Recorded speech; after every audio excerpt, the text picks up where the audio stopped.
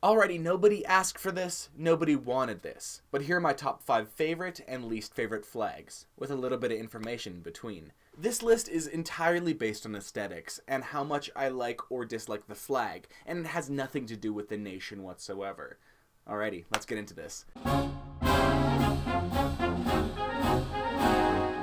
Coming in at number 5 is the Philippines. Let's start with a dissection of the flag. The white represents liberty, equality, and fraternity. Blue represents peace and justice, and red represents patriotism and courage. In the white triangle of this flag, there is a sun, and coming off this sun are 8 rays. These 8 rays represent the 8 provinces of the revolution against Spain in 1896. These provinces being Manila, Bulacan, Cavite, Pampanga, Morong, Laguna, Batangas, and Nueva Ecija. And the 3 stars at each point of this white triangle represent the 3 island groups of the Philippines. This is a really well done flag. It's simplistic, original, and has a lot of meaning. And I feel like doing all of these 3 things at the same time is very difficult, and you don't see it very often in many flags. There's not much to say about it. It just looks nice. But it still is missing a little something something. Coming in at number 4 is Vanuatu. Yellow represents sunshine, green the fertile lands, red the bloodshed for their freedom, and black was for the Melanesian people. The yellow Y represents the shape that the island chain makes. The boar tusk represents prosperity and tradition. The 39 leaves in this boar tusk represents the 39 members of parliament and peace. To start off, this flag would be much higher on the list if it wasn't for those leaves in the middle. I feel like it adds an unnecessary amount of complexity, and especially for something that might change in the future and then you'd have to change the flag. But the colors just work so well together. I would usually say that the green and the red would totally not work on a flag, but I feel like the black really ties it all together. And I love black on a flag. I think that honestly black is a very underused color for flags, and I'm kind of surprised that it hasn't been used more. While there is room for improvements, I genuinely love this flag. Coming in at number 3 is Timor-Leste, or East Timor. The yellow in this flag represents their history of colonialism, red their struggle for liberty, and the black is the oppression of the past and the lies that need to be overcome. The star represents the light that guides this nation and its people to peace. This is the most simplistic flag on this list, which is surprising to why it is so high on this list. But I really do like the small black triangle with the yellow triangle behind it. And once again, I love the black color on flags, especially with the yellow. They just work so well together. Despite how simplistic it is, I just really like how this looks and how it is all put together. It just, once again, just like the Philippines, is kind of just a nice flag that I really like personally. Looking at the last 3 flags, I realize that all 3 of them have had the triangle on the left side of the flag. But I promise this is the last one for my top 5.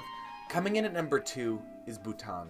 Yellow represents the king and his power, while white represents purity, and orange represents the Buddhism practiced in Bhutan. In Bhutan's own language, their country's name is the Land of the Thunder Dragon, which is exactly what's depicted in the center of the flag. And the jewels that this dragon is holding represents the wealth and the perfection of the nation. Honestly, I think this flag just appeals to my childish nature and thinking that dragons are cool, but I also love the symbolism in that the name of the nation is represented in the flag. You know, the Land of Thunder Dragon, and that is a thunder dragon. And also the colors are not very widely used. That shade of yellow is kind of not a pure yellow, it's an off-ish yellow. And the orange, it's not used almost at all in any other flags, which makes it very, very original, which is something that I really like. It's almost a bicolor, which I personally hate. Bicolor flags are just generally boring. They might mean so much. And I understand that most bicolor flags come from Europe, where their flags are super, super old, so they needed it to be simple, so it was easy to make. But the way that the colors are divided along the angle, I think it's really interesting and really cool to look at, and very, once again, original. And coming in at number 1, which would be a surprise to many, is Malawi. Black represents Malawi's indigenous people, red the blood of the struggle of its people, and green the natural beauty of this nation. In the top center of the flag, there is a sun with 31 rays. This represents that it's the 31st independent African nation. I honestly have not much to say about this flag, but it's just so beautiful. I find that green is usually used very poorly in flags, in that it's not with colors that really complement it. But this kind of darker red with the darker green works really, really well together. And just the way that the focal point is in the top center and not in the direct center, I really like the stray away from the cut and paste kind of everything has to be center focal point, you know? And on to the more exciting part of the video, my least favorite flags.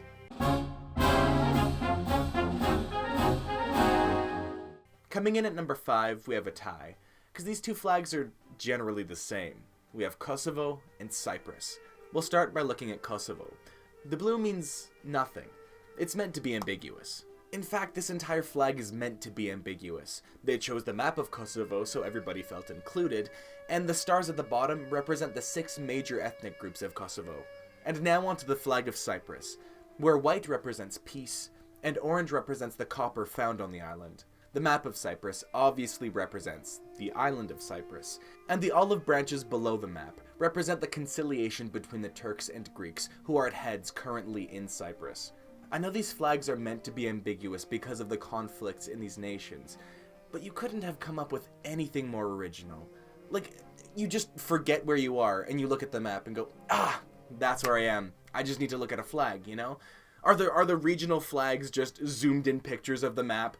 But I understand why they have to be ambiguous, but still at the same time, they could have gotten more creative with the ambiguity rather than just being like, just throw a map up there. You know, it represents the country because it is the country, you know? Coming in at number 4 is the Seychelles.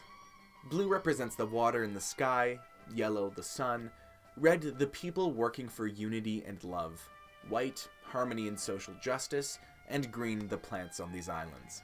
The fact that these bands of colors are diverging represents a country moving into the future. I really do appreciate the attempt at originality, but just choose some colors. You know, you don't have to have the whole rainbow up there. Just choose a few. It doesn't have to be all of the colors. It doesn't have to represent everything in your nation, you know? You could combine some of those meanings into a few colors. The colors don't all work together either. It's just a cacophony for my eyes. It kind of hurts to look at. I can't stress this enough that I do appreciate the attempt at originality. Just pick some colors, man. Honestly. You don't have to represent everything in your country. You don't have to have a band for every single person, you know, and every time somebody gets born, you go, we have to create a new color for this new individual on this island. You know, a new plant grew in the middle of the forest. We gotta add a new band. And the diverging bands just don't look good. They just don't look good. It looks like they just handed a 3rd grader some colors and a page, and they were like, do with that what you will. And then they went, and there we are. There's our national flag. Welcome to the Seychelles. Coming in at number 3 is Sri Lanka. You may look at this flag and say there's nothing really wrong with this, but that's not the whole flag. You go there, and that's not too bad in and of itself, but it gets worse. You have that. I'll just explain the colors. The green band on the side represents the Muslims of the nation, and the orange band represents the Hindu people. The lion holding a sword in the center of this flag has been a national symbol of Sri Lanka for centuries, but we don't really know the origins. The 4 leaves in the corners of the burgundy rectangle represent kindness, compassion, happiness, and calmness. This would have been my favorite flag. It would have been my number 1, but they had to go and ruin it. The burgundy with the leaves and the lion are amazing. That is fantastic. It's the perfect flag. To me, it's just like the Bhutanese flag. It unlocks some sort of childish excitement with a lion with a sword, you know? But then it just gets progressively worse. I personally don't like the gold band around the side, but the 2 colors, the green and the orange, are just ugly together.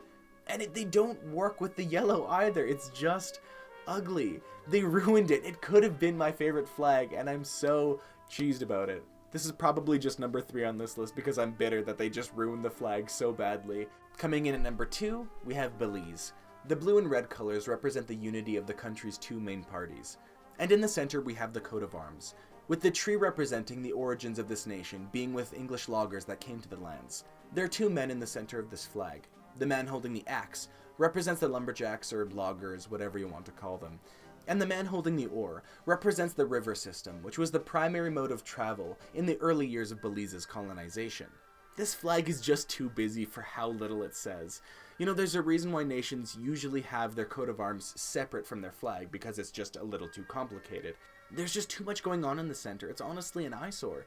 And if you look at the colors, you know, the bands at either end, wouldn't you feel a little hurt if your party was represented by the little bands on the edges and not the big band in the center, you know? It's kind of like a lack of equilibrium. It just doesn't look nice to me. There's just too much going on. It's too busy. I just don't like it. They could have simplified it so much. You know, you could still have the bands unequal, whatever, you know, Colombia has that too.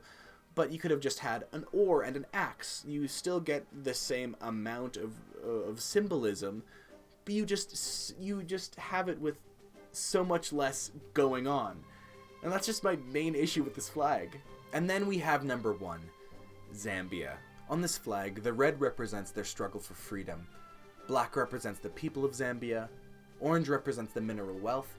And green the natural resources of the nation. The eagle represents freedom and the ability to rise above problems that the nation faces.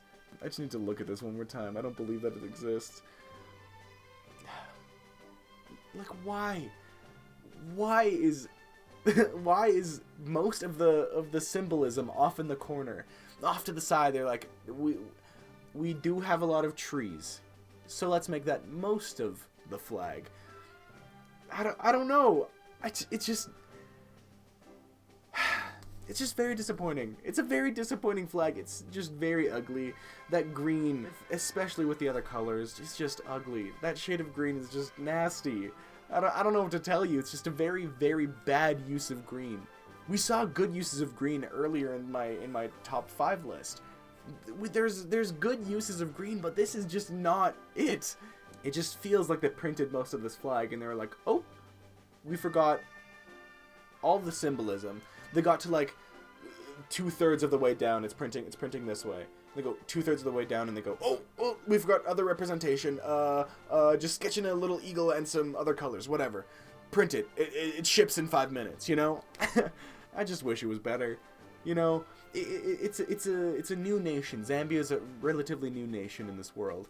They had the chance to make it a beautiful flag. They had a chance to start from scratch. They could have started from scratch and made a beautiful flag, but they chose to make this.